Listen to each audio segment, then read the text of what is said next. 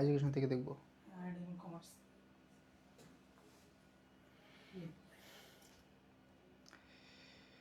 প্রাণপ্রিয় শিক্ষার্থীরা আসসালামু আলাইকুম। সো ওয়েলকাম করছি সবাইকে, বিশেষ করে এইচএসসি 2026 ব্যাচের জন্য এই ক্লাসটি pre admission. So pre admission দেখেই তোমাদের কিন্তু অনেকটা ভালো লাগতেছে, বিকজ টেস্ট পরীক্ষার পর তোমরা বোর্ড পরীক্ষার জন্য প্রিপারেশন নিতেছো। আমরা যদি প্রি অ্যাডমিশনের জন্য ব্যালেন্স করে, বিশেষ করে এইচএসসি এবং অ্যাডমিশন দুইটাই তোমাদের জন্য ইফেক্টিভ হয় এমন ক্লাসগুলো নেই, তাহলে কিন্তু তোমরা অনেক বেশি উপকৃত হতে পারবা। ঠিক আছে, সো আজকে থেকে শুরু হচ্ছে এবং অলরেডি আমরা রুটিনটা হচ্ছে গ্রুপে পাবলিশ করে দিয়েছি, আমাদের পেজে পাবলিশ করে দিয়েছি, সেখান থেকে ডাউনলোড করে নিবা। ঠিক আছে, এবং এই কোশ্চেনগুলো এই ক্লাসগুলো করলে তুমি দেখবা কনসেপ্ট যেমন ক্লিয়ার হবে এ টু জেড, পাশাপাশি তোমার কিন্তু বেসিকটা স্ট্রং হয়ে যাবে। বিশেষ করে তুমি হচ্ছে কোশ্চেন প্যাটার্নটা বুঝতে পারবা প্রি অ্যাডমিশনের, এবং এটা কিন্তু অনেক বেশি গুরুত্বপূর্ণ। ঠিক আছে, সো সবাই দ্রুত যুক্ত হয়ে যাও আমাদের এই লাইভ ক্লাসটিতে এবং বন্ধুদেরকে মেনশন করে দাও। প্রত্যেকেই বন্ধুদেরকে মেনশন করে একটু ডান লিখে দাও। সবাই জাস্ট একটা করে শেয়ার করে ডান লিখে দেয়। আমি হচ্ছে লাইভটি শেয়ার করে দিচ্ছি, তোমরা একটু শেয়ার করে ডান লিখে দাও। সবাই যারা যারা জয়েন করছি সবাইকে ওয়েলকাম করছি প্রি অ্যাডমিশন ক্লাস, বিশেষ করে এইচএসসি 2026 ব্যাচের শিক্ষার্থীদের জন্য। চাইলে অন্য যারা অ্যাডমিশনের পরীক্ষার্থী আছে বর্তমানে তারা ওই ক্লাসটি করতে পারো, কারণ তোমাদের জন্য অনেক বেশি ইফেক্টিভ হবে। আজকে জাস্ট হিসাব বিজ্ঞান পরিচিতি দিয়ে শুরু করতে যাচ্ছি ক্লাসটি, যাতে করে তোমরা কনসেপ্টগুলো বুঝতে পারো এবং অ্যাডমিশনের কোশ্চেন সম্পর্কে তোমাদের একটা আইডিয়া হয়। ঠিক আছে, তো সব কিছু ঠিকঠাক আছে কিনা এটা একটু এনশিওর করো। আর সবাই যারা যারা লাইভে যুক্ত হয়েছো সবাই একটু শেয়ার করে ডান লিখে দাও। দ্রুত প্রত্যেকে একটু শেয়ার করে ডান লিখে দেয়, আমি জাস্ট শেয়ার করে দিচ্ছি, মানে আমি নিজেকে ফাঁকি দিচ্ছি না। ঠিক আছে, সে সবাই শেয়ার করো। ওকে, একটু শেয়ার করে ডান লিখে দাও, আমি শেয়ার করে দিলাম।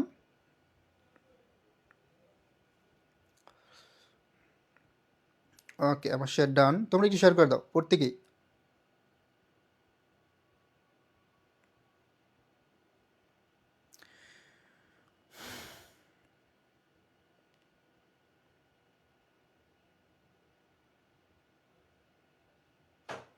ডান, ঠিকঠাক সব কিছু।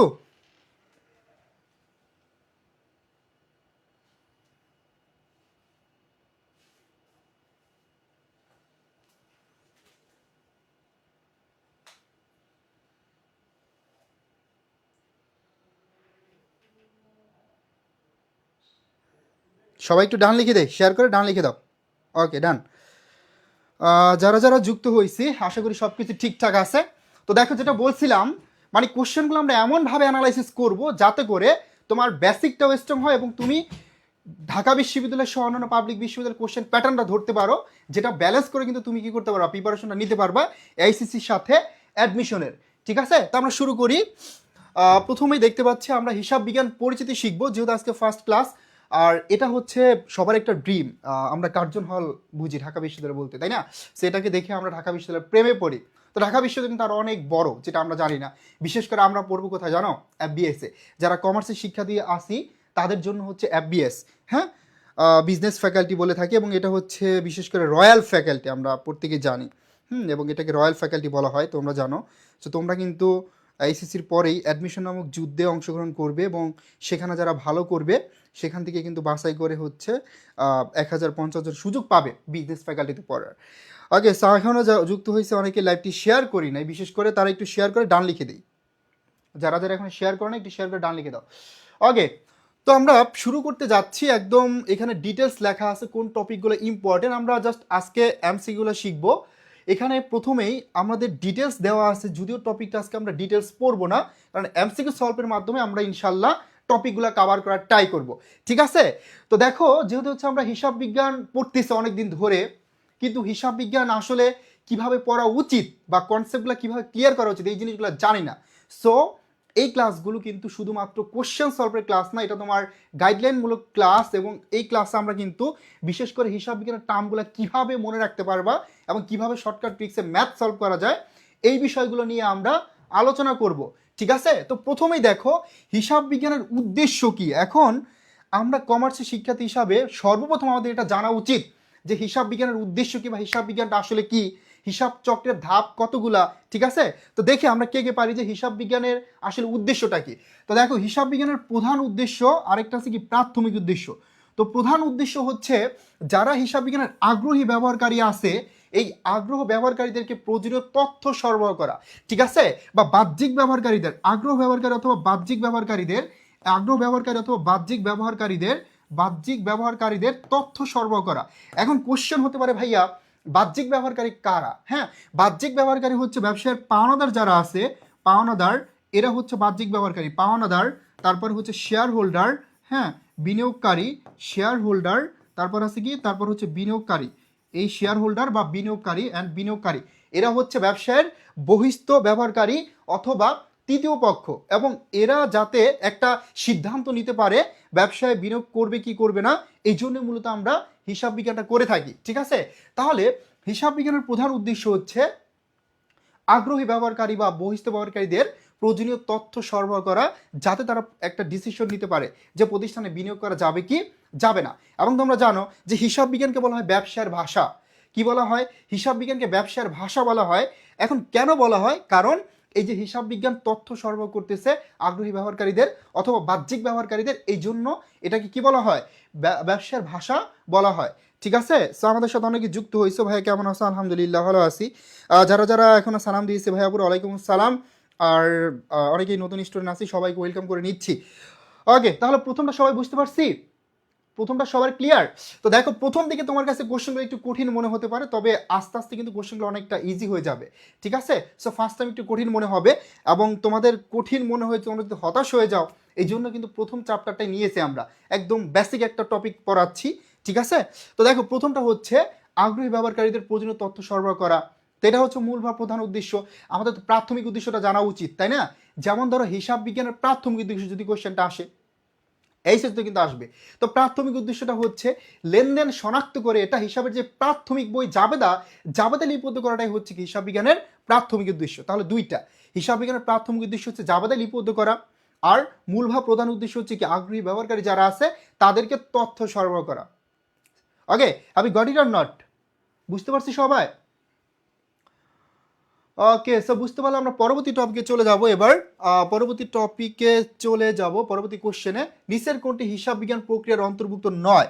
দেখো, এইচএসসি পরীক্ষা বলো বা যেখানে আমরা পরীক্ষা দিই, একটা জায়গায় অনেক অনেক অনেক বেশি ভুল করি, আর সেটা হচ্ছে এই যে নয়, হ্যাঁ, ইনডিরেক্টলি যেই প্রশ্নগুলো আসে না, এই জিনিসগুলা বা এই বিষয়গুলো আমাদের চোখে পড়ে না, ঠিক আছে, এবং এইগুলোতে আমরা বেশিরভাগ সময় ভুল করে থাকি।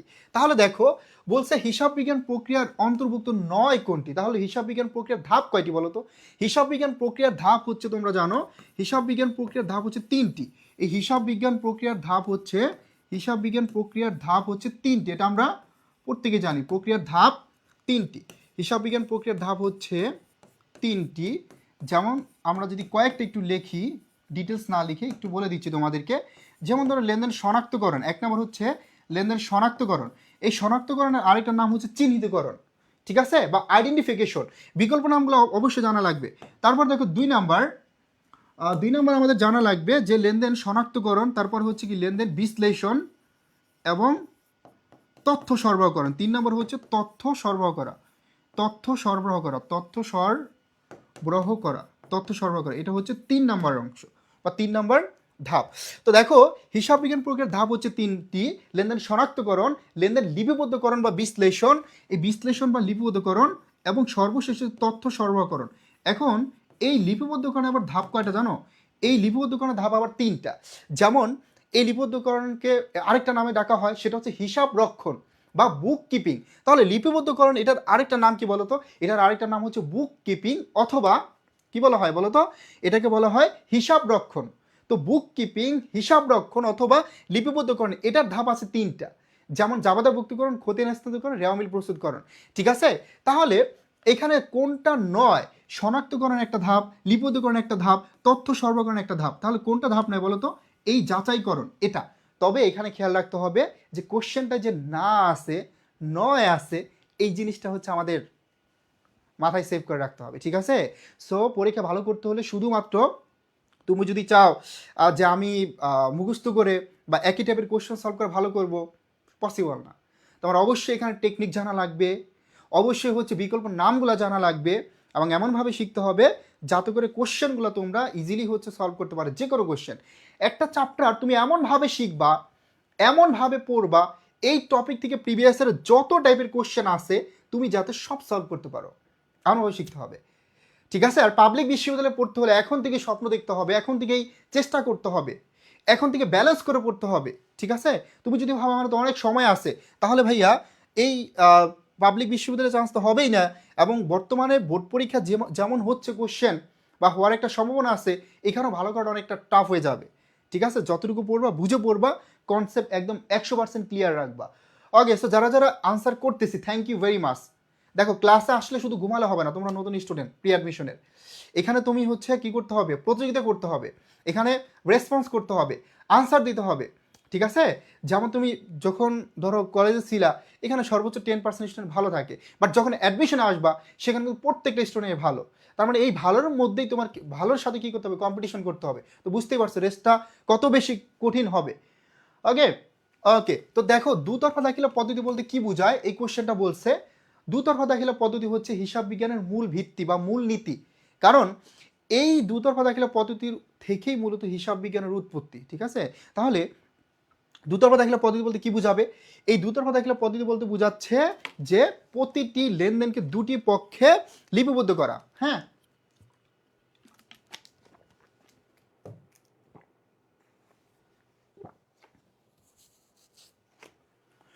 প্রতিটি লেনদেনকে দুটি পক্ষে লিপিবদ্ধ করা। সো হুমায়রা আমাদের সাথে যুক্ত হয়েছে, ওয়ালাইকুম আসসালাম। তার মানে প্রতিটি লেনদেনকে দুটি পক্ষে লিপিবদ্ধ করাটাই হচ্ছে হিসাব রক্ষণ, স্যার দুতরফা দাখিলা পদ্ধতি। তাহলে প্রত্যেকটা লেনদেনকে কি করবা, প্রত্যেকটা লেনদেনকে দুটি পক্ষে লিপিবদ্ধ করার নাম হচ্ছে দুতরফা দাখিলা পদ্ধতি। এবং এই দুতরফা দাখিলা পদ্ধতিতে হিসাব বিজ্ঞানের কি বলা হয়, মূলনীতি বলা হয় বা মূল ভিত্তি বলা হয়। এখান থেকে মূলত হিসাব বিজ্ঞানের উৎপত্তি হয়েছে, ঠিক আছে? যদি প্রশ্ন আসে এই দুতরফা দাখিলা পদ্ধতির জনককে, পারবো না। দুতরফা দাখিলা পদ্ধতির জনক হচ্ছেন লুকা প্যাসিউলি, এটা সবাই জানি। দুতরফা দাখিলা পদ্ধতির জনক হচ্ছে লুকা প্যাসিউলি এবং তার পুরো নাম হচ্ছে ফ্রা ফ্রা লুকা বার্টোলোমিও, হ্যাঁ, বার্টোলোমিও ডি প্যাসিউলি, ডি প্যাসিওলি, ডি প্যাসিউলি, এটা হচ্ছে লুকা প্যাসিউলির পুরো নাম। বার্টোলোমিও ডি প্যাসিউলি, এটা হচ্ছে লুকা প্যাসিউলির পুরো নাম। তিনি একটা বই লিখছেন, বইটার নামও জানা লাগবে, মাঝে মাঝে কিন্তু এমসিকিউতে আসতে পারে, ঠিক আছে? তো বইটার নাম হচ্ছে সুম্মা ডি অ্যারিথমেটিকা জিওমেট্রিয়া প্রপোর্শনিয়েট প্রপোর্শনালিটা, ঠিক আছে? এটাও তোমাদের কিন্তু জানতে হবে। ওকে, সো আমরা একটু রেসপন্স করব, বিশেষ করে এখানে হুমায়রা আছে, হুমায়রা আনসার করতেছে, মাহিন আনসার করতেছে, আরোহী আলো আনসার করতেছে, জাহিদ আনসার করছো, স্মৃতি আনসার করছো। স্মৃতি কিন্তু আমার অফলাইনের স্টুডেন্ট, হ্যাঁ। ওকে, তাহলে এটা হচ্ছে 10 নভেম্বর হবে। ওকে, তো যেখানে আমরা ছিলাম এই পুরো নামটা একটু মনে রাখবা, ফ্রা লুকা বার্টোলোমিও ডি প্যাসিউলি। অনেক সময় চলে আসবে যে লুকা প্যাসিউলির পুরো নাম কি, ঠিক আছে? এই কোশ্চেনটা দেখবা যে অনেকবার আসছে প্রিভিয়াস ইয়ারে। তো পুরো নামটা মনে রাখবে, অ্যাডমিশন টাইম এগুলো খুবই ইম্পর্টেন্ট, ঠিক আছে? আর হয়তো যাদের বেসিক ক্লিয়ার আছে তোমরা কিন্তু এই কোশ্চেনগুলো নিজে থেকে পারতেছো, তাই না? এবং এটা খুবই বেসিক একটা চ্যাপ্টার, খুবই সহজ একটা চ্যাপ্টার। কারণ এখানে যে টাইপের কোশ্চেন আসে এগুলো তোমরা এইচএসসিতে সলভ করে আসছো। এবং প্রথম দিনে যদি ধরো আমি ব্যাংক সমন্বয় বিবরণী, আর্থিক অবস্থার বিবরণী বা যৌথ মূলধনী কোম্পানির মূলধন, এই টাইপের চ্যাপ্টার সলভ করায় তুমি হতাশ হয়ে যাবে যে অ্যাডমিশন আমার দ্বারা হবে না, ঠিক আছে? সো এই জন্যই প্রথম দিন একদম সহজ একটা টপিক দিয়ে শুরু করলাম, দেখি কতটুকু পারি আমরা। আর তোমাদের যে কোনো কোশ্চেন বা যেখানে প্রবলেম হয় সাথে সাথে বলে ফেলবা, মনে রাখবা শিখতে হলে অবশ্যই ভুল করতে হবে, ভুল ছাড়া তুমি শিখতে পারবে না। এবং অনেকে ভাবে যে আমি যদি কোশ্চেনটা স্যারকে জিজ্ঞেস করি সবাই কি না কি মনে করে, সবাই তো পারতেছে আমি পারতেছি না। সো এটা লজ্জা পাওয়া যাবে না, শিখতে গেলে অবশ্যই হচ্ছে সাহস থাকতে হবে, কোশ্চেন না পারলে সাথে সাথে বলবা এবং এটা আমি ডিসকাস করবো ডিরেক্টলি, ঠিক আছে? তো ইন্টারন্যাশনাল অ্যাকাউন্ট্যান্টস ডে অথবা আন্তর্জাতিক হিসাব বিজ্ঞান দিবস হচ্ছে 10ই নভেম্বর, এটা আমরা সবাই জানি 10ই নভেম্বর, ঠিক আছে? 10ই নভেম্বর। যারা এখনও ক্লাসটি শেয়ার করেনি কাইন্ডলি হচ্ছে সবাই শেয়ার করে দেই। তো দেখো বিশেষ করে তোমাদের জন্য প্রি অ্যাডমিশন এই কোর্সটি আমাদের এখানে হচ্ছে মূলত এইচএসসির পরেই হচ্ছে শুরু হবে মেনলি। তো এখানে ডিটেলস দেওয়া আছে, দেখো এখানে আমাদের টেস্ট পরবর্তী ফাইনাল রিভিশন ও টেস্ট পেপার সলিউশন ব্যাস। এখানে এগুলো তোমরা সম্পূর্ণ কি করবে, এই যে এই ক্লাসগুলো পাবে, তারপর প্রি অ্যাডমিশনের জন্য এই ক্লাসগুলো, তারপর হচ্ছে এক্সাম ব্যাস আমাদের থাকবে। তার মানে আমাদের কিন্তু এডুকেশনে এই যে কোর্সগুলো একদম পুরোপুরি গুছানো, ঠিক আছে? আমাদের প্রত্যেকটা সেক্টরের জন্য টিচার প্যানেল, হ্যাঁ, পাবলিকেশন, তারপর হচ্ছে ক্রিয়েটিভ টিম, মানে প্রত্যেকটা টিম অনেকটা গুছানো এবং প্রত্যেকে তোমাকে হেল্প করবে, ঠিক আছে। এবং এই লেকচার শিটগুলো সম্পূর্ণ ফ্রিতে পাবে। এখন ভর্তি হলে কিন্তু এইচএসসির আগে তুমি টেস্ট পরবর্তী যেই ব্যাচটা আছে সেটা সম্পূর্ণ ফ্রিতে পাবে। এবং এই ক্লাসগুলো করলে অবশ্যই যাদের বেসিক ভালো না তারাও কিন্তু অ্যাডমিশনে ভালো করতে পারবা। এখন দেখো 4,499 টাকার কোর্স মাত্র 3,999 টাকা তুমি ভর্তি হতে পারবে। এটা কিন্তু আমাদের পরবর্তীতে মানে আইসিসির পরে কিন্তু এই সুযোগটা থাকবে না, ঠিক আছে। সো এই ডিটেলস তুমি জানতে পারবা যদি আমাদের এডুকেশন পেজে নক দাও অথবা হেল্প নাম্বার কল করলে পেজে নক দিয়ে দ্রুত ভর্তি হয়ে যেতে পারো। ওকে, সো আমরা চলে যাচ্ছি পরবর্তী কোশ্চেনে।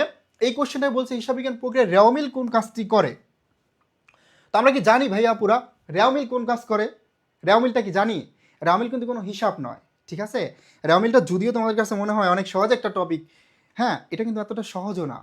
এখানে কিছু কিছু টার্ম আছে যেগুলো আমরা অনেক ভুল করে থাকি, ঠিক আছে। তো বিশেষ করে এই জিনিসটা জানা লাগবে যে রেওমিলের উদ্দেশ্যটা কি, রেওমিল আমরা কেন করি, রেওমিলে হচ্ছে কি কাজ করা হয়, ঠিক আছে। তো এটা তোমরা নিজেরা আনসার করো, দেখি পারি কিনা। দেখো হিসাব বিজ্ঞান প্রক্রিয়া রেওমিল কোন কাজটি করে। রেওমিল মূলত দুইটা কাজ করে, আমরা সবাই জানি। একটা হচ্ছে প্রাথমিক উদ্দেশ্য, একটা হচ্ছে মূল বা প্রধান উদ্দেশ্য। তো প্রাথমিক উদ্দেশ্যটা হচ্ছে মূলত হিসাবের গাণিতিক শুদ্ধতা যাচাই করা। তোমরা তো সবাই জানো খতিয়ান। খতিয়ানটা কি? খতিয়ান হচ্ছে তোমার মূল বই বা প্রধান বই, হ্যাঁ, বা পাকা বই এটা বলি। তো এই খতিয়ানের যে জেরগুলো আছে বা জের বা উদ্বৃত্ত, এটা নিয়ে মূলত আমরা রেওমিল তৈরি করি। খতিয়ানের জের বা উদ্বৃত্ত নিয়েই মূলত আমরা কি করি, রেওমিল তৈরি করি। আর এখানে মূল উদ্দেশ্যটা হচ্ছে গাণিতিক শুদ্ধতা যাচাই করা, গাণিতিক শুদ্ধতা যাচাই করা, গাণিতিক শুদ্ধতা যাচাই করা। এখন এই গাণিতিক শুদ্ধতা যাচাই বলতে কি বোঝায়? এই শুদ্ধতা যাচাই বলতে বোঝায় ডেবিট ক্রেডিট সমতাকরণ প্রমাণ করা। তার মানে ডেবিট এবং ক্রেডিট, ঠিক আছে, ডেবিট পাস ক্রেডিট পাস দুইটা পাস সমান আছে কিনা, ইকুয়াল আছে কিনা, এটা প্রমাণ করার জন্যই আমরা মূলত রেওমিলটা করে থাকি, ঠিক আছে। এটার জন্যে আমরা মূলত রেওমিলটা করে থাকি। বটগাছের বিজ্ঞানী, আসো এমন নাম হচ্ছে ফার্স্ট টাইম শুনলাম যে বটগাছের বিজ্ঞানী। সো তোমরা যখন ধরো অনলাইনে ক্লাস করবা, মানে আমরা তো এটা ফেস করি প্রতি বছরই, নতুন স্টুডেন্ট আসে, মানে এমন এমন কিছু নাম দেখবা যেইগুলো হচ্ছে তুমি কখনোই শুনো নাই বা দেখো নাই গে, ঠিক আছে। সো এই ব্যক্তিদেরকে সবসময় বলি যে আসল নাম বলবা। ওকে, ওয়ালাইকুম আসসালাম। তো এখানে কিন্তু বলে নাই যে প্রাথমিক উদ্দেশ্য, যেহেতু হচ্ছে আমাদের মানে এখানে একদম আইডেন্টিফাই করে দেয় নাই কা, স্পেসিফিকভাবে বলে না, এই জন্য বুঝে নিতে হবে যে কোনটা চাইছে। তো এখানে দেখো লেনদেন শনাক্তকরণ, এটা তো হবেই না, লিপিবদ্ধকরণ হবেই না, কারণ এই দুইটা হচ্ছে হিসাব বিজ্ঞান প্রক্রিয়ার ধাপ। তারপর তথ্য সরবরাহকরণে সাহায্য করা, ইয়াস, এই তথ্য সরবরাহকরণে সাহায্য করা এটা হচ্ছে রেওমিলের প্রধান উদ্দেশ্য। কারণ এই যে যেটা আমরা দেখলাম এটা 1 নম্বর উদ্দেশ্য। আর 2 নম্বর উদ্দেশ্য হচ্ছে, এখানে 2 নম্বর উদ্দেশ্য হচ্ছে আর্থিক বিবরণী প্রস্তুতের সহায়তা করা। যেহেতু কোশ্চেনে আর্থিক বিবরণী প্রস্তুতের সহায়তা করা নাই, আর্থিক বিবরণী প্রস্তুতের সহায়তা করার অপশনে নাই, হ্যাঁ, দ্যাটস আমরা বুঝে নিতে হবে যে এখানে আনসার হবে তোমার তথ্য সরবরাহকরণের সহায়তা করে এটা। কারণ কি? কারণ আর্থিক বিবরণী প্রস্তুতের সহায়তা করা আমরা এটা থেকে মূলত পেয়ে থাকি, তথ্য সরবরাহকরণটা পেয়ে থাকি। তাহলে তথ্য সরবরাহ এটা আমরা কোথা থেকে পাচ্ছি? আর্থিক বিবরণী থেকে। তাহলে আর্থিক বিবরণী না থেকে যদি ইনডিরেক্টলি থাকে যে তথ্য সরবরাহকরণের সহায়তা করা, এটাই কিন্তু কারেক্ট আনসার হবে, ঠিক আছে।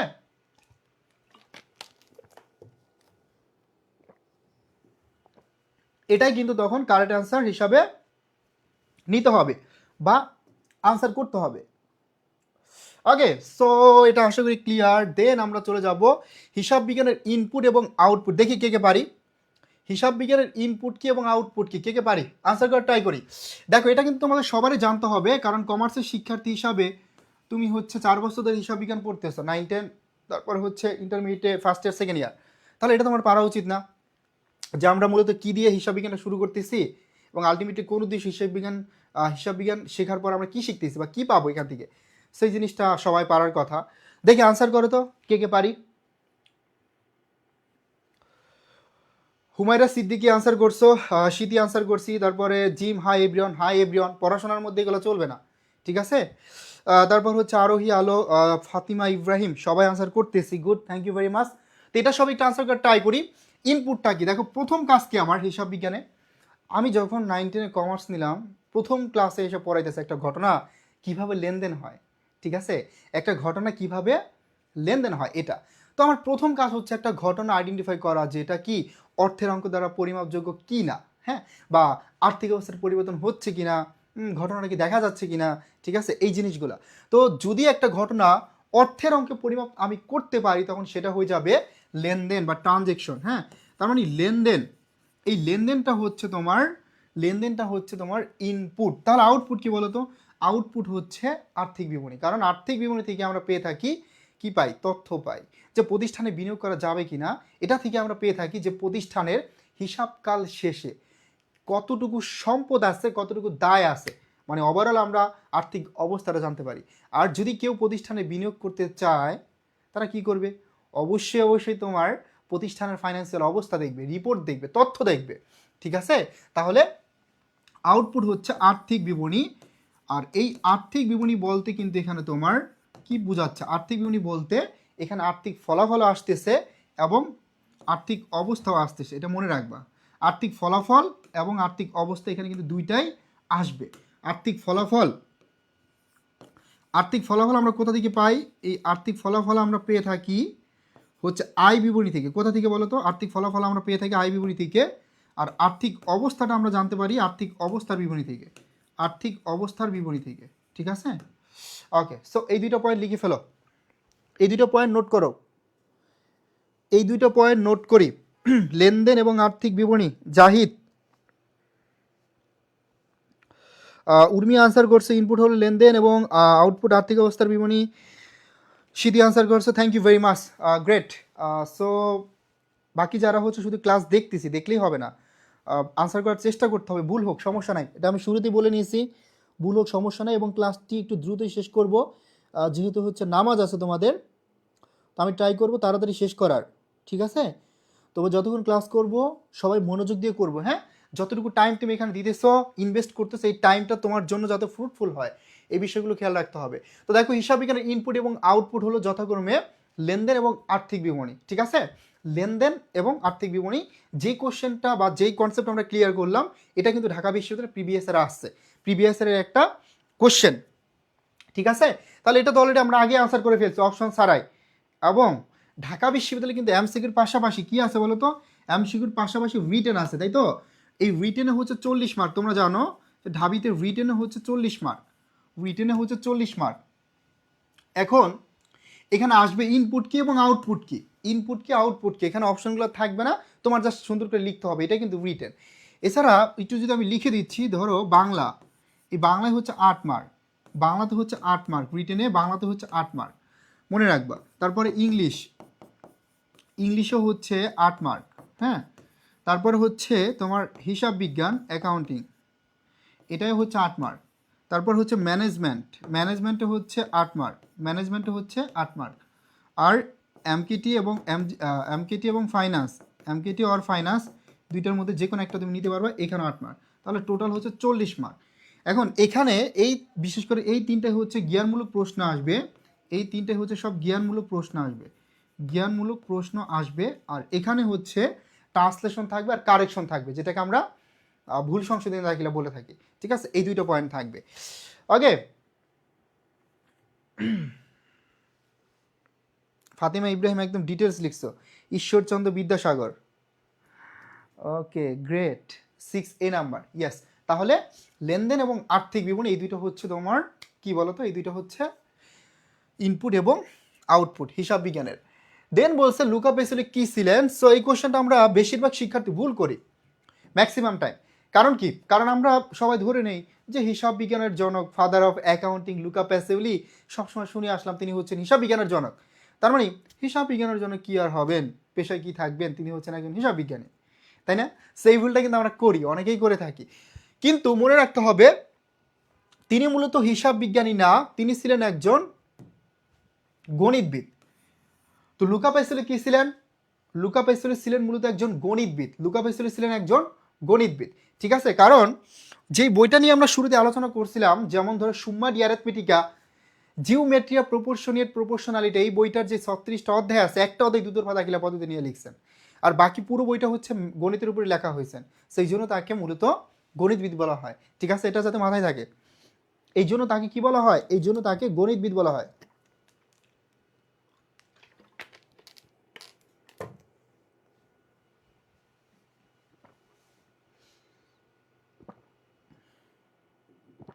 বর্তমানে তাসফিয়া বলছে গণিতে রিটেনের জন্য অনেক ভয় লাগে।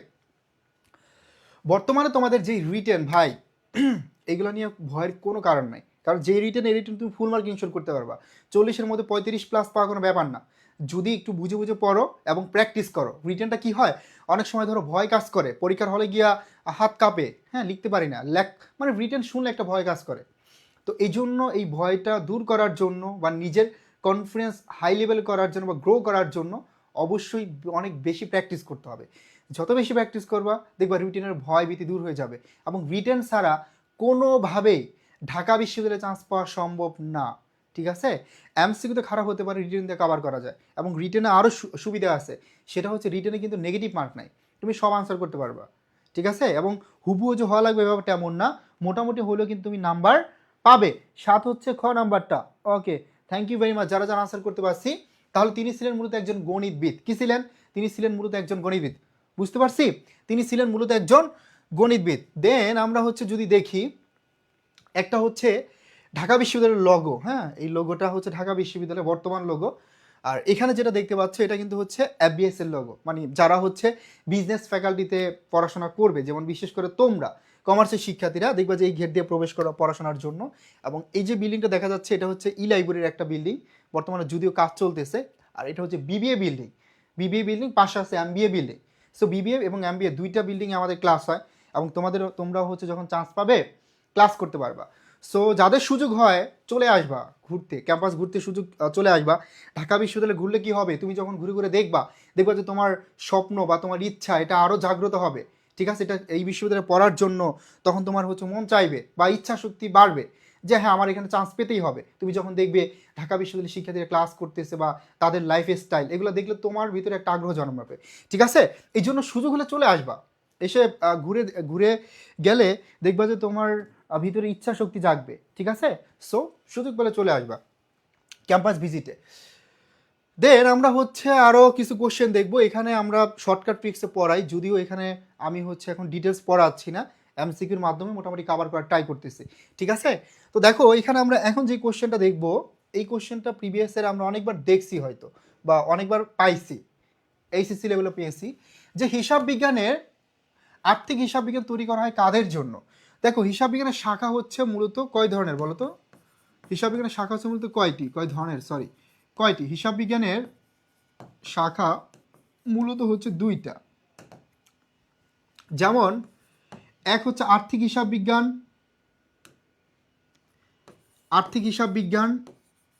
আর দুই হচ্ছে ব্যবস্থাপক হিসাব বিজ্ঞান। আর্থিক হিসাব বিজ্ঞান আর দুই হচ্ছে ব্যবস্থাপক হিসাব বিজ্ঞান।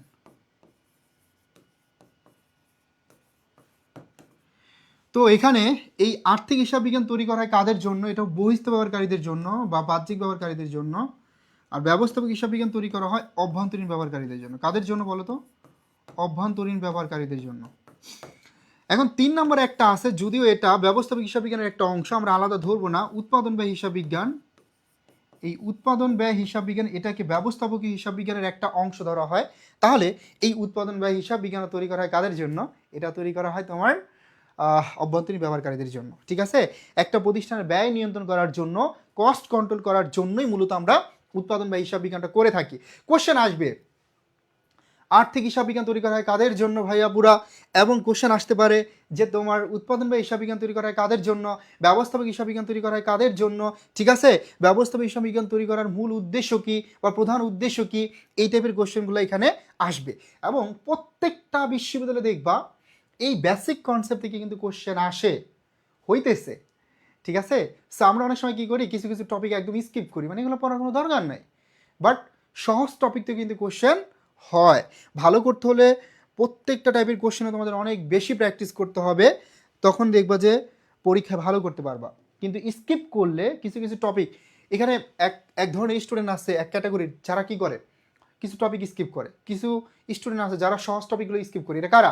যারা মনে করে একদম ধনী স্টুডেন্ট, মানে পণ্ডিত স্টুডেন্ট, এরা মনে করে কি সহজ টপিক এগুলো থেকে কোশ্চেন আসলে এমনি পারবো, তারপরে এরা কী করে পরীক্ষা হয়ে গেলে মারা খায়, ঠিক আছে। আবার কিছু স্টুডেন্ট আছে যারা ধরো মাঝামাঝি বা মিডল লেভেলের, ওরা কী করে, ওরা আবার হচ্ছে কিছু টপিক কঠিন, মনে করে ব্যাংক সমন্বয় বিবরণী পড়বো না, বাট অল্টারনেটিভ তো আছে। এরাও কী করে, এরাও হচ্ছে পরীক্ষা ভালো করতে পারে না, কারণ সিকিউ তোমার কাছে হাতে অপশনাল আছে, অতিরিক্ত আছে, কিন্তু এমসিকিউতে তো কোশ্চেন আসলে আনসার করা লাগবে। আর বেসিক ক্লিয়ার না থাকলে তুমি কীভাবে আনসার করবা? ঠিক আছে, সেই জন্য সবই পড়া লাগবে।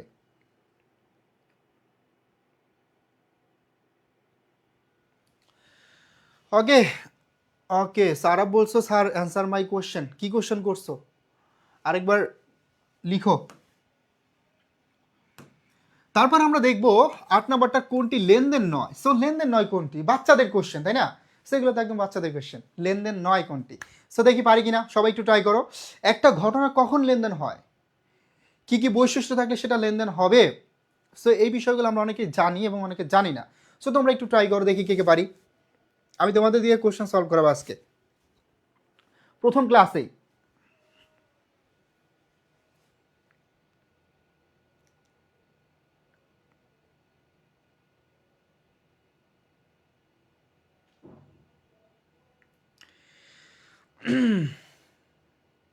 প্রথম ক্লাস, কিছু বলতেছি না। সো মানে এমনভাবে রিমুভ করে দিবে তোমাকে বা ব্লক করে দিবে, মানে এডুকেশন পেজ আর জীবনে কোনো ক্লাস করা লাগবে না। এবং রোজার মধ্যে তোমাকে হচ্ছে আমি গালিগালাজ করবো না। সো ভালো হয়ে যাও, এখনও সময় আছে, ভালো হয়ে যাও। এবং এটা মনে রাখবা যে তুমি তো নিজে আরেকজনের ক্ষতি করতেছো, মানে নিজের কেরিয়ারের বারোটা তো বাজাচ্ছ, বাবা মায়ের টাকা পয়সা তো নষ্ট করতেছো। এবং এখানে যারা পড়াশোনা করতেছে, হ্যাঁ, আবার এদের সাথে এসে হচ্ছে কী করতেছো, ফাইজলামি করতেছো। সো মানে অপমানিত হতে চাইলে ক্লাস থেকে চলে যাও। ওকে, সো দেন আমরা এটা আনসার করার ট্রাই করি কোনটি লেনদেন নয়। ঠিক আছে, সো লেনদেন নয় কোনটি এটা আমাদের আইডেন্টিফাই করতে হবে। তো এখানে বিশেষ করে দেখো, যদি হচ্ছে কোন একটি ঘটনা সেটা তুমি যদি অর্থ দ্বারা পরিমাপ করতে পারো, আর্থিক অবস্থার পরিবর্তন হয়, তাহলে সেটা লেনদেন হবে। ঠিক আছে, তো প্রথমটা দেখো, বাকিতে মাল ক্রয়, বাকিতে করো, নগদে করো, চেকে করো, ডাজেন্ট ম্যাটার ভাই, এখানে লেনদেন হয়েছে না, এখানে অর্থ দ্বারা অর্থের অঙ্কে পরিমাপযোগ্য হয়েছে না। ইয়াস। তারপর দেখো, দালান কোঠার উপরে 10% হার অবচয় ধার্য করছো, তো অবচয় ধার্য করছো মানে কি এখানে ব্যয় হয়েছে, তাহলে এটাও কি একটা লেনদেন। তারপর দেখো 3 নম্বরে বলছে গত মাসের বেতন বর্তমান মাসে প্রদান, ভাই বকেয়া ছিল কিন্তু এটা প্রদান করছে বর্তমান মাসে, অর্থ দ্বারা পরিমাপযোগ্য হয়েছে না, তাহলে এটাও কি, এটাও একটা লেনদেন। ঠিক আছে, এটাও কি তাহলে একটা লেনদেন হবে, এটাও হচ্ছে একটা লেনদেন হবে। তারপর দেখো একদম সর্বশেষ কোশ্চেন, গত বছরের তুলনায় এই বছর বিক্রি 7,000 টাকা কম হয়েছে, তাহলে এখানে জাস্ট তুলনা করছে, এখানে কম্পেয়ার করছে যে তোমার আগের বছরে বিক্রি ছিল এতগুলো, এই বছর এতগুলো হয়েছে, জাস্ট এতটুকু কম্পেয়ার করছে। Have you got it or not? তাহলে এই টাইপের কোশ্চেন কিন্তু তোমাদের দেখবা যে তোমার হচ্ছে কিসে আসবে, এই টাইপের কোশ্চেন কিন্তু তোমার এইচএসসিতে আসবে। সো এগুলো ব্যালেন্স করে পড়ো ভাই, এক দিলে দুই পাখি মারো। অ্যাডমিশনের জন্য আমার অনেক পড়া লাগে না, 40 মিনিট করে পড়ো, কোশ্চেন ব্যাংক দেখো, দ্যাটস ইট। ঠিক আছে, এতটুকু করলেই হবে। ওকে, আমরা চলে যাচ্ছি পরবর্তী কোশ্চেনে, যেহেতু নামাজ আছে একটু দ্রুত শেষ করব। পরবর্তী কোশ্চেনটা একটু দেখি সবাই। এখানে কি বলছে, এখানে বলছে ব্যবসায়ের আর্থিক অবস্থাকে প্রভাবিত করে এমন অর্থনৈতিক ঘটনাকে কি বলে। তার মানে ব্যবসার আর্থিক অবস্থাকে প্রভাবিত করে এমন অর্থনৈতিক ঘটনাকে কি বলবে, যদি ব্যবসাকে করতেছে তার মানে কি ব্যবসায়িক লেনদেন। ঠিক আছে, এছাড়া আমরা জানি A = L+OE, এই যে সমীকরণটা, এই সমীকরণটা যদি হচ্ছে প্রভাবিত হয়, হ্যাঁ, যে কোনো ঘটনা ধারায়, তখন সেটা কি হয়ে যাবে, লেনদেন হয়ে যাবে, যে কোনো দুইটা উপাদান। ওকে, তার মানে যদি হচ্ছে এটা ব্যবসায়ের সাথে সম্পর্কিত হয়, তখন সেটা ব্যবসায়িক লেনদেন হবে। ওকে, তখন সেটা কি হবে, সেটা হচ্ছে ব্যবসায়িক লেনদেন হবে। এবং অনেকে দেখে আনসার করতেছো, 9 নম্বরটা আনসার করার ট্রাই করি সবাই, 9 নম্বরটাও আনসার করো দেখি।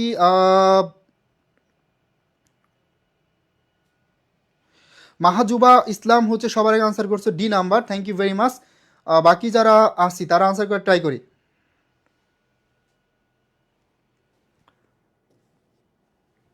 রোজার মধ্যে তার এই টাইপের কোশ্চেনের আনসার কেন দিতে হবে বল, হ্যাঁ? ওকে, সো সবাই ট্রাই করি। ব্যবসার আর্থিক অবস্থাকে প্রভাবিত করে এমন অর্থনৈতিক ঘটনাকে বলা হয় ব্যবসায়িক লেনদেন। ঠিক আছে, আর একটা ঘটনা যখন অর্থ দ্বারা পরিমাপ করতে পারবো, তখন সেটা হয়ে যাবে লেনদেন। ওকে, বিকল্প নামগুলো মনে রাখতে হবে।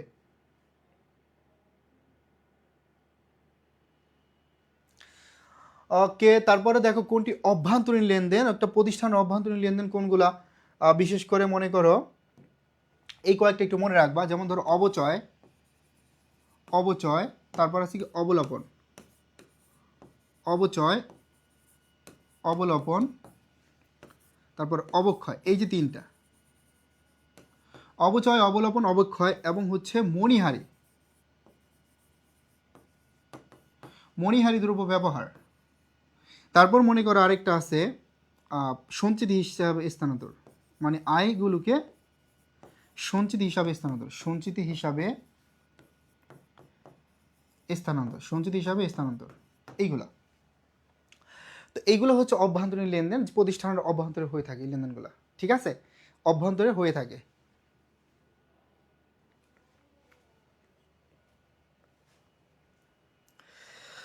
ওকে, সো অনেকে আনসার করছো। 9 হচ্ছে নুরি আনসার করছো, আমাদের শীতি আনসার করছে, হুমায়রা সিদ্দিকা, ফাতেমা ইব্রাহিম, ঈশ্বরচন্দ্র বিদ্যাসাগর, মুন্না, সানজিদা, সো নুরি, মাহিম আনসার করছো ডি নাম্বার, অফিস মণিহারি দ্রব্য ব্যবহার। Yes, exactly, all are correct, thank you very much. সেগুলো নোট করে ফেলবা। সো মাত্র শুরু হয়েছে, এক সময় দেখবা যে তোমার হচ্ছে কি পরিমাণ কম্পিটিটর। যখন তুমি ধরো শেষ করে ঢাকায় আসবা কোচিং করার জন্য, তখন দেখবা যে সবাই তোমার চাইতে অনেক ভালো পারতেছে, তোমার কাছে মনে হবে যে আমি সবচেয়ে খারাপ স্টুডেন্ট। তো তুমি যদি এখন থেকে নিজেকে এগিয়ে রাখতে চাও, তাহলে অ্যাটলিস্ট ইংরেজিটা পড়ো ভালো করে। অ্যাডমিশন ভালো করতে চাইলে ইংরেজি মেমোরাইজিং পার্টটা, ঠিক আছে, এই ক্লাসগুলো নেওয়ার উদ্দেশ্য এমন না যে আমি তোমার শুধু শিখাচ্ছি, অ্যাকাউন্টিং শিখেছি, ব্যাপারটা এমন না। তোমাকে হচ্ছে অ্যাডমিশনের জন্য কী করতে হবে বা কীভাবে নিজেকে তৈরি করবা, যে বিষয়গুলো 3 মাস 4 মাসে পসিবল হয় না, সো ওই জায়গাগুলো ধরাই দেওয়ার জন্যই তোমাদের এই ক্লাসগুলো নিচ্ছে আমরা, ঠিক আছে। তো বিশেষ করে মেমোরাইজিং পার্টটা তোমাদের পড়তে হবে প্রতিদিন। মেমোরাইজিং পার্টের যেই টার্মগুলো থেকে কোশ্চেন আসে, ভোকাবুলারি, অ্যাপ্রোপ্রিয়েট প্রিপোজিশন, হ্যাঁ, অ্যানালজি, স্পেলিং, ফ্যারেসিডিয়াম, এগুলো অনেক বেশি প্র্যাকটিস করতে হবে। আর এটা যত বেশি প্র্যাকটিস করবা, দেখবা যে অ্যাডমিশনে তুমি ততই ভালো করতে পারবা। কারণ ইংরেজিতেই হচ্ছে দেখবা 90% বা 92% স্টুডেন্ট প্রতিবারই ফেল করে। আগে তো ডিগ্রিগুলো আমরা দেখব, সিএ ডিগ্রি, এই সিএ ডিগ্রি যে গ্রহণ করে তাকে কি বলা হয়। সো আমরা দুইটা প্রফেশনাল ডিগ্রি এখানে দেখতে পারি, ধরো একটা সিএ আর একটা হচ্ছে সিএমএ। তো সিএ ডিগ্রি যে গ্রহণ করে তাকে বলা হয় এসিএ, হ্যাঁ, আর সিএমএ ডিগ্রি যে গ্রহণ করে এসিএমএ বলে। তারপরে এটাও মনে রাখতে পারো যে তোমার হচ্ছে সিএ ডিগ্রি প্রদান করে কোন প্রতিষ্ঠান, সিএ ডিগ্রি প্রদান করে কোন প্রতিষ্ঠান, যদি এই প্রশ্নটা আসে, সিএ ডিগ্রি প্রদান করে আইসিএবি, হ্যাঁ, আইসিএবি। তারপরে মনে করো সিএমএ ডিগ্রি প্রোভাইড করে কোন প্রতিষ্ঠান, এটা হবে আইসিএমএবি, এই যে এটা আইসিএমএবি, ঠিক আছে। তাহলে এই প্রতিষ্ঠানগুলো আবার কি করে, প্রতিষ্ঠানগুলো হচ্ছে এখানে এই ডিগ্রিগুলো প্রদান করে, আর যে গ্রহণ করে তাকে হচ্ছে ওই দুইটা বলে। এগুলো একটু মনে রাখবা, ঠিক আছে। এছাড়া হচ্ছে তোমাদের এইচএসসি লেভেলে যেগুলো থেকে প্রশ্ন আসে সেগুলো একটু মনে রাখতে পারো। বিশেষ করে হচ্ছে গ্যাপের পুনরূপটা তোমাদের এইচএসসিতে অনেক আসছে, গ্যাপ, তারপরে গ্যাস আসে অনেক সময়, আইএফআরএস, এটা বিএফআরএস, তারপর আইএএস, এই প্রত্যেকটা পয়েন্ট মনে রাখবা, খুব ভালো করে মনে রাখবা।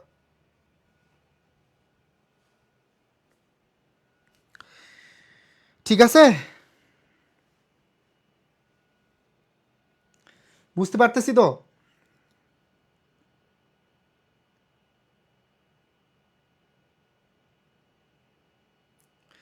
তোমাদের ড্রিম থাকে না, অনেকের ড্রিম হচ্ছে সিএ করব, ড্রিম আছে না, অনেকে তো ড্রিম হচ্ছে সিএ করব, এসিও হব, অনেক টাকা ইনকাম করব, তাই না। কমার্সে পরে এত হিসাব নিকাশ করতেছি, শিখতেছি, তার অবশ্যই আমাদের ভালো কিছু করা উচিত না। সো স্টুডেন্ট বেশি না হলে ক্লাস নিয়ে মজা পায় না, জমে না, ঠিক আছে। একদম ফার্স্ট টাইম ইনিশিয়ালি ক্লাস শুরু করছি তো, সো এই জন্য অনেকে ঘুমাচ্ছে এবং সিরিয়াস না। এবং এইচএসসি স্টুডেন্টরা কখন সিরিয়াস হয় জানো, আর এই বছর তো কঠিন হবে, অনেকে সিরিয়াস হইছো। দেখবা যে এইচএসসি পরীক্ষার আগে তখন হচ্ছে ইচ্ছা মতো দৌড়াদৌড়ি করবে, ওই টিচারের কাছে ওই টিচারের কাছে, এখানে সেখানে, পাস করতে হবে। কিন্তু আগে এই যে সময়গুলো পাচ্ছে, এই সময়গুলো ইউজ করবে না, পড়বে না, ঠিক আছে। সো এখন তুমি যদি ভালো করতে চাও, খালি মাঠে গোল দিতে চাও, তাহলে এখন থেকে পড়তে হবে। এখন থেকেই হচ্ছে কী করতে হবে, টুকটাক পড়াশোনা করতে হবে। হ্যাঁ, তোমার লাইফে সবচেয়ে গুরুত্বপূর্ণ সময় হচ্ছে এটা, সবচেয়ে গুরুত্বপূর্ণ সময় হচ্ছে এই যে এইচএসসি লেভেলের, মানে এইচএসসি পরীক্ষার আগে থেকে শুরু করে এইচএসসি পরবর্তী 3-4 মাস সময়, মানে তোমার লাইফের টার্নিং পয়েন্ট বলা যায় এই সময়গুলোকে। এগুলো নোট করো। সি হচ্ছে চার্টার্ড অ্যাকাউন্টেন্ট। তুমি যদি চার্টার্ড অ্যাকাউন্টেন্ট হতে চাও, অ্যাকাউন্ট্যান্টস, তাহলে অবশ্যই সিএ করতে হবে। এবং এটা তুমি বিবিএ ডিগ্রির পাশাপাশি করতে পারবো। অনেক সময় এইচএসসি শেষ করে অনেকে সিএ করে আর সরাসরি। Okay, clear, thank you very much. তো দেখো, টেস্ট পরবর্তী final revision batch, pre admission business studies course, এই কোর্সে হচ্ছে অ্যাডমিশনের আগে তোমরা হচ্ছে এই ক্লাসগুলো পাবে। বাংলা 10টি ক্লাস, ইংরেজি 10টি, হিসাব বিজ্ঞান 8টি, ম্যানেজমেন্টে 5টি, মার্কেটিংয়ে 5টি, ফিনান্স 5টি, এই ক্লাসগুলো অ্যাডমিশন পরবর্তীতে। এবং এখানে যে টিচার প্যানেল, মানে এরকম টিচার প্যানেল বাংলাদেশের অন্য কোনো প্ল্যাটফর্মে নাই, ঠিক আছে। কারণ এখানে যারা ক্লাস নেবেন প্রত্যেকের ব্যাকগ্রাউন্ড ঢাকা বিশ্ববিদ্যালয়, সবাই ঢাকা বিশ্ববিদ্যালয় থেকে পড়াশোনা করছে এবং অনেকে আমরা রানিং পড়াশোনা করতেছি। সো আমরা এই রাস্তা দিয়ে হচ্ছে পাশ করে এসেছি এবং এখানে কোন টাইপের কোশ্চেন হয়, কি হয়, হ্যাঁ কোথায় উইক পয়েন্ট সব কিন্তু আমরা জানি। তো আমরা ওভাবে একটা স্টুডেন্টকে গাইড করে তাকেও কিন্তু আমরা ঢাকা বিশ্ববিদ্যালয়ে নিয়ে আসতে পারবো। ঠিক আছে, সুতরাং আমাদের ক্লাসগুলো করো, যে ক্লাসগুলো হচ্ছে এই ক্লাসগুলো করো এবং আমাদের যারা প্রিভিয়াস স্টুডেন্টস ওদের সাথে কথা বলো, দেন ডিসিশনে ভর্তি হয়ে যেতে পারো। আমরা এখনই শেষ করে দিব, যেহেতু হচ্ছে নামাজের টাইম হয়ে গেছে। সো আর কয়েকটা কোশ্চেন একটু সলভ করি। বিশেষ করে দেখো সিএমএ ডিগ্রি, এই সিএমএ ডিগ্রি প্রদান করে কোন প্রতিষ্ঠান? তো এটা তো আমরা একটু আগে লিখলাম আইসিএমএবি এই প্রতিষ্ঠানটা প্রদান করে। ঠিক আছে, দেন আমরা যদি আরেকটু আগাই, এখানে দেখবো গ্যাপ এবং আইএফআরএস আছে এবং এই হিসাবগুলা বেসিক এখান থেকে কোশ্চেন আসে। তো সকল প্রকার বিপরীত হিসাব এটা নিয়ে আমরা শিখবো। তারপর 13 দেখো কি বলছে, আমরা 15 পর্যন্ত কোশ্চেন সলভ করবো। 13 বলছে যে সাধারণত নিচের কোন হিসাব সেট সাধারণত ডেবিট উদ্ভূত থাকে? তো ডেবিট একটু আগে দেখলাম আমরা, যেমন সব, এটা শিখলাম যে সব মানে হচ্ছে সম্পদ ব্যয় উত্তোলন, সম্পদ ব্যয় এবং হচ্ছে উত্তোলন, তাই না? সম্পদ ব্যয় এবং উত্তোলন অথবা লভ্যাংশ, উত্তোলন অথবা লভ্যাংশ, উত্তোলন অথবা লভ্যাংশ, এই তিনটা স্বাভাবিক যে অলওয়েজ ডেবিট, তার মানে বৃদ্ধি পাইলে ডেবিট আর হ্রাস পাইলে ক্রেডিট। ঠিক আছে, আরেকটা শিখছিলাম আমরা এই তিনটা স্বাভাবিক যে আবার অলওয়েজ ক্রেডিট, আদম, আয়, দায়, মূলধন, আয় দায় মূলধন, এই তিনটা অলওয়েজ ক্রেডিট, তার মানে বৃদ্ধি পাইলে ক্রেডিট আর হ্রাস পাইলে ডেবিট। ঠিক আছে, আর হ্রাস পাইলে কি? ডেবিট। তাসফিয়া দোহা বলছো ভাইয়া কয় ঘন্টা পড়লে ভালো হবে? অ্যাটলিস্ট হচ্ছে 7 থেকে 8 ঘন্টা পড়তেই হবে। মানে এখন থেকে অভ্যাস কর, ট্রাই করো। তুমি যদি 6 ঘন্টাও পড়ো, এটা আস্তে আস্তে ট্রাই করো। ঠিক আছে, এবং পড়াটা হচ্ছে এক্স্যাক্টলি কত ঘন্টা না, তুমি প্রতিদিন ধরো 3টা সাবজেক্ট পড়বা, এটা টার্গেট করবা। 3টা সাবজেক্টে তুমি কয়টা টপিক কমপ্লিট করবা প্রতিদিন, এই জিনিসটা, ওই যেই টপিকগুলো তোমার থাকবে প্রতিদিনের পরে ওইটা শেষ করার ট্রাই করবা। ঠিক আছে, এখন কত ঘন্টা পড়তে হবে, কী করতে হবে, এটা এক একজনের জন্য এক এক রকম। ওকে, কারো হচ্ছে পড়াশোনা একটু মুখস্থ হতে সময় বেশি লাগে, কারো একটু কম লাগে। সো এটা ডিপেন্ড করে ব্যক্তির উপরে।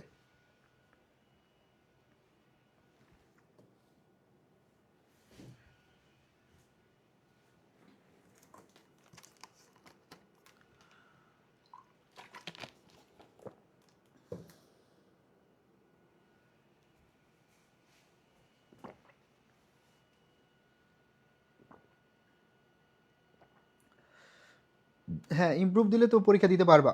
সঞ্জিতা ডি আনসার করছো, ইমপ্রুভ দিলে পরীক্ষা দিতে পারবা। সঞ্জিদা, আরোহী, আলো সবাই আনসার করছো, গুড।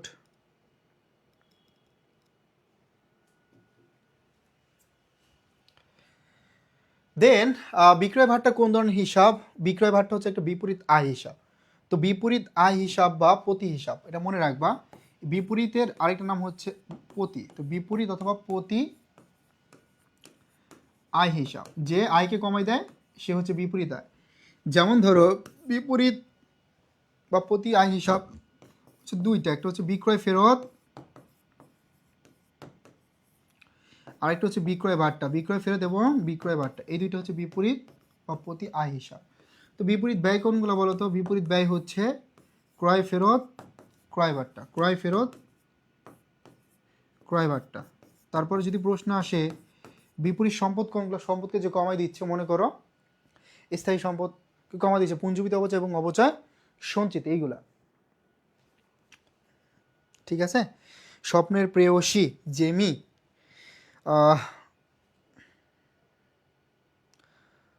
মাহাজুবা ইসলাম, ডি নাম্বার। ওকে, সো সবাই আনসার করতেছো, গুড।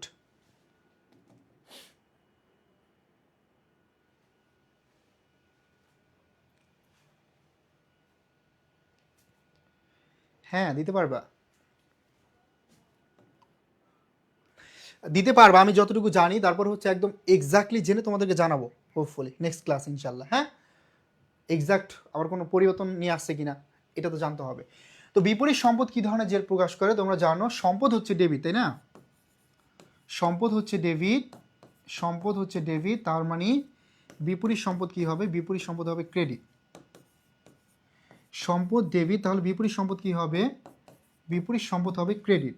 সম্পদ ডেবিট, বিপরীত সম্পদ হবে ক্রেডিট। ঠিক আছে, এবং বিপরীত সম্পদের উদাহরণ কোনগুলা, যেমন মনে করো আমরা শিখলাম অবচয় সঞ্চিতি, অবচয় সঞ্চিতি, তারপর হচ্ছে পুঞ্জীবিত অবচয়, সঞ্চিতি পুঞ্জীবিত অবচয়, হ্যাঁ, তারপর দেনাদারের ভাট্টা সঞ্চিতি, দেনাদারের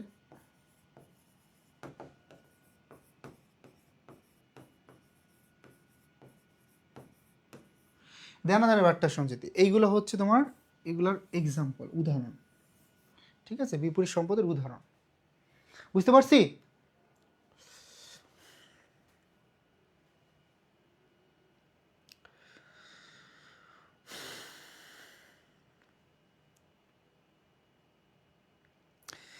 আমরা কি শেষ করে দিব নাকি আরো কিছু কোশ্চেন সলভ করাবো? 20 পর্যন্ত সলভ করাবো।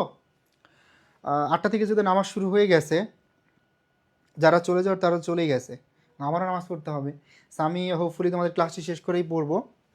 তোমরা বললে আর কিছু কোশ্চেন সলভ করে দেই, যেহেতু ফার্স্ট ক্লাস, একদম স্লোলি পড়াচ্ছি নিরিবিলি।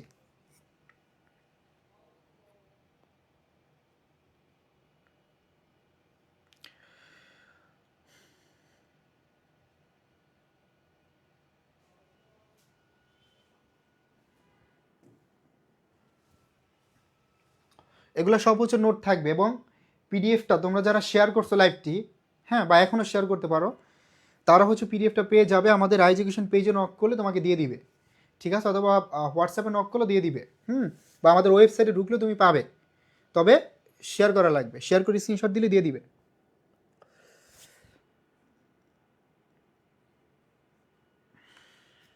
কালকেও ক্লাস আছে, কালকে যুক্ত হবে। কালকে তোমাদের হিসাব বিজ্ঞান একটা ক্লাস হবে, এবং ক্লাসটি নিবে শিমুল স্যার। বুঝতে পারছো? ফাতিমা ইব্রাহিম বলছে স্যার 20 পর্যন্ত পড়ান প্লিজ। না, আজকে আর পড়াবো না, আরেকটা কোশ্চেন সর্বোচ্চ দেখাতে পারি, তারপর শেষ করব। পুঞ্জীবিত অবচয়, এটা একটা প্রতি হিসাবের উদাহরণ, এটা সবাই জানো। একটি হিসাব কত ধরনের জের প্রকাশ করতে পারে? সে একটি হিসাব 3 ধরনের জের প্রকাশ করতে পারে। একটি হিসাব মূলত 3 ধরনের জের প্রকাশ করে। কত ধরনের? 3 ধরনের জের প্রকাশ করে। যেমন ডেবিট, ক্রেডিট এবং শূন্য জের। ডেবিট, ক্রেডিট, শূন্য জের। একটি হিসাব 3 ধরনের জের প্রকাশ করতে পারে: ডেবিট জের, ক্রেডিট জের এবং শূন্য জের। সো প্রথম দুইটা সবার কাছে পরিচিত, বা 3 নম্বরটাও পরিচিত না। সো কেন শূন্যজের প্রকাশ করে, কিভাবে শূন্যজের প্রকাশ করে, এটি দেখাই। মনে করো সমাপনী দাখিলা, এই সমাপনী দাখিলার মাধ্যমে আমরা সকল প্রকার নামিক হিসাবগুলো বন্ধ করে দিই। তার মানে পৃথিবীতে যত আয় ব্যয় উত্তোলন আছে, সকল প্রকার আয় ব্যয় উত্তোলন, বিপরীত আয় বিপরীত ব্যয়, সবগুলার জের আমরা ক্লোজ করে দেই অথবা শূন্য করে দেই। সমাপনী দাখিলার মাধ্যমে কি করি? ক্লোজ করে দেই অথবা শূন্য করে দেই। এছাড়া যদি দেনাদার হিসাবের জের, অর্থাৎ দেনাদারের টাকা আদায় হয়, তখন দেনাদার নামক আর কোনো হিসাব থাকবে না। পাওনাদার টাকা পরিশোধ করলে তখন পাওনাদার নামক কোনো জের থাকবে না। দ্যাটস আমরা বলতে পারি এইগুলা হচ্ছে শূন্য জের। তাহলে একটি হিসাব 3 ধরনের জের প্রকাশ করতে পারে। একটি হিসাব 3 ধরনের জের প্রকাশ করতে পারে: ডেবিট, ক্রেডিট এবং শূন্য জের। ডেবিট, ক্রেডিট এবং শূন্য জের। ডেবিট, ক্রেডিট এবং শূন্য জের প্রকাশ করে। সো আমরা এতদিন শিখে আসছি যে ডেবিট ক্রেডিট 2 ধরনের জের প্রকাশ করে, এবং বেশিরভাগ শিক্ষার্থী এটা বলে যে ভাইয়া 2 ধরনের জের প্রকাশ করে, কিন্তু শূন্য জেরটা সম্পর্কে আমরা জানি না। সো এখন থেকে বুঝতে পারলা যে শূন্য জেরটা কীভাবে প্রকাশ করে। তাহলে একটি হিসাব 3 ধরনের জের প্রকাশ করে: ডেবিট, ক্রেডিট এবং শূন্য জের। ঠিক আছে, এটা মনে রাখবা, 3 ধরনের জের প্রকাশ করে: ডেবিট, ক্রেডিট এবং শূন্য জের। তাহলে আজকের ক্লাসটা আমরা এখানে শেষ করে দিচ্ছি। ওকে, সো দেখা হবে ইনশাল্লাহ পরবর্তীতে কোনো ক্লাসে। আর এই ক্লাসগুলো করো, ইনশাল্লাহ অ্যাডমিশন সম্পর্কে ভালো একটা আইডিয়া হবে, কিভাবে এই সময়টা পড়তে হবে সেই বিষয়ে ধারণা পাবে, কনসেপ্টগুলো কিভাবে তুমি নোট করবা, হ্যাঁ, কিভাবে বেসিকটা স্ট্রং করা যায়, এই বিষয়গুলোতে আমরা পড়াশোনার পাশাপাশি তোমাদেরকে গাইড করব। ঠিক আছে, থ্যাংক ইউ ভেরি মাচ যারা যারা ক্লাসে যুক্ত হয়েছি। আর আজকে একজনে দেখলেই তো কী টাইপের কমেন্ট করা শুরু করছিল। সো এই টাইপের স্টুডেন্ট কখনো তোমরা প্রশ্রয় দিবা না, বুঝতে পারছি? সো এইগুলারে হচ্ছে কখনোই প্রশ্রয় দিবা না, বুঝতে পারছি? আর সবাই এখন থেকে স্বপ্ন দেখো, যেমন স্বপ্ন সবসময় বড়টা দেখতে হবে। এই জন্য আমরা সবাই ঢাকা বিশ্ববিদ্যালয়ের স্বপ্ন দেখি, দেশসেরা পাবলিক বিশ্ববিদ্যালয় কোনোটার চাইতে কোনোটাই কম না। ঠিক আছে, তবে তোমার গোল থাকা লাগবে যে কোনো একটাকে ভালো করে টার্গেট করতে হবে, মন থেকে চাইতে হবে ওইটা। হ্যাঁ, যেমন প্ল্যান থাকবে পরবর্তীতে, কিন্তু ঢাবির প্রিপারেশন হলে অন্য সব ইউনিভার্সিটি প্রিপারেশন হয়ে যায়।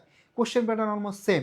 কিছু কিছু বিশ্ববিদ্যালয় আছে, মনে করো চট্টগ্রাম বিশ্ববিদ্যালয়ে যারা পড়বা আগে সেম ছিল, ওই হিসাব বিজ্ঞান ম্যানেজমেন্ট বাংলা ইংলিশে পরীক্ষা হইতো, কিন্তু বর্তমানে চট্টগ্রামের প্যাটার্নটা চেঞ্জ করছে। এখানে তোমার বিশেষ করে ম্যাথ থেকে কোশ্চেন হইতেছে, মেন্টাল অ্যাবিলিটি থেকে কোশ্চেন হচ্ছে, হ্যাঁ, তারপরে ইংলিশের বিশেষ করে মেমোরাইজিং পার্ট থেকে বেশি কোশ্চেন হচ্ছে। সো এই বিষয়গুলো সম্পর্কে যদি তুমি এখন থেকে জানো, একটু একটু পড়াশোনা করো এসএসসির পাশাপাশি, তাহলে দেখবে যে ওভারঅল অনেকটা এগিয়ে থাকবা, ঠিক আছে? So thank you very much. কালকে হচ্ছে 7টার সময় ক্লাস হবে, রুটিনটা দেওয়া হয়েছে, রুটিনটা তোমরা সেভ করে রাখবা, বুঝতে পারছি? আর স্বপ্ন দেখো, স্বপ্ন পূরণ করতে হলে পড়াশোনা করতে হবে। দিন শেষে মনে রাখবা এই যে 12-13 বছর পরিশ্রম করছো, এই পরিশ্রমের রেজাল্টটা যদি নিয়ে আসতে চাও, ভালো একটা জায়গায় নিজেকে নিয়ে যেতে চাও, ঠিক আছে, ইন ফিউচারে, তাহলে অবশ্যই অবশ্যই এই সময়টাকে গুরুত্ব দাও। তোমার লাইফের সবচেয়ে গুরুত্বপূর্ণ সময় এখন। এবং মনে রাখবা তোমার বাবা মা, যেই বাবা মা তোমাদের জন্য এত এত এত কষ্ট করে যাচ্ছে, তোমার পেছনে এত ইনভেস্ট করতেছে, তো তাদের জন্য হলেও কি পাবলিকিয়ান হতে হবে। দিন শেষে তুমি যদি পরিশ্রম করো, তোমার উদ্দেশ্য যদি সৎ হয়, তাহলে স্বপ্ন পূরণ হবেই। আর আমাদের আইজ এডুকেশন এমন একটি বিশ্বস্ত প্ল্যাটফর্ম, যেখান থেকে প্রতি বছর শত শত শিক্ষার্থী পাবলিকিয়ান হচ্ছে, এবং আমরা কমিটমেন্টে বিশ্বাসী। এখানে যে ক্লাসগুলো দেখছো, আমি এর আগে তোমাদেরকে দেখালাম, এই প্রত্যেকটা কোর্সেই আমাদের যে পরিমাণ ক্লাস থাকে তার চেয়ে তো অনেক বেশি ক্লাস আমরা দিই, এবং আমরা একটা শিক্ষার্থী পাবলিকিয়ান হওয়ার আগ পর্যন্ত তাকে সার্ভিস দিয়ে যাই, না হওয়ার আগ পর্যন্ত। যেমন ধরো আমাদের এখনও কিন্তু গত বছর শিক্ষার্থীদেরকে আমরা সার্ভিস দিয়ে যাচ্ছি, ঠিক আছে? সো আমাদের ক্লাসগুলো করো, বিগত শিক্ষার্থী যারা তাদের সাথে কথা বলো, এবং আমাদের টিচার কোয়ালিটি দেখো। সো অ্যানালাইসিস করে দিন শেষে মনে রাখবো অ্যাডমিশন টাইমে ভুল ডিসিশন নেওয়া যাবে না। সুযোগ একবার আসে, অনেক সময় আমরা জানি না যে ঢাবি জীবনে জন্ম মৃত্যু যেমন একবার, ঢাবি একবার, লাইফে একবারই সুযোগ পাবে, সেই সুযোগটা অবশ্যই ভালোভাবে গ্রাফ করতে হবে। দ্যাটস ওয়াই ডিসিশন কিন্তু ভালো করে নিতে হবে। থ্যাংক ইউ ভেরি মাচ সবাইকে, so for your passion, for joining my class. আর ইনশাল্লাহ কালকে তোমরা যুক্ত হবে। এছাড়া হচ্ছে বাংলা ইংলিশ ক্লাস হচ্ছে, এই ক্লাসগুলো করো, ওকে? আর বাসায় পড়াশোনা করো। রমজান মাস বরকতময় মাস, অবশ্যই হচ্ছে কি সব কিছুর সাথেই বরকত আছে। থ্যাংক ইউ ভেরি মাচ সবাইকে। সো এখানে শেষ করতেছি তাহলে ক্লাসটা। আল্লাহ হাফেজ। ভাইয়া পিডিএফ কীভাবে পাবো? পেজে নক করলে পিডিএফটা দিয়ে দিবে, এবং সুন্দর করে পিডিএফটা গুছানো আছে। সো নিয়ে নাও, ইনশাল্লাহ এখান থেকে অনেক কিছু শেখার আছে। Thank you very much, thank you.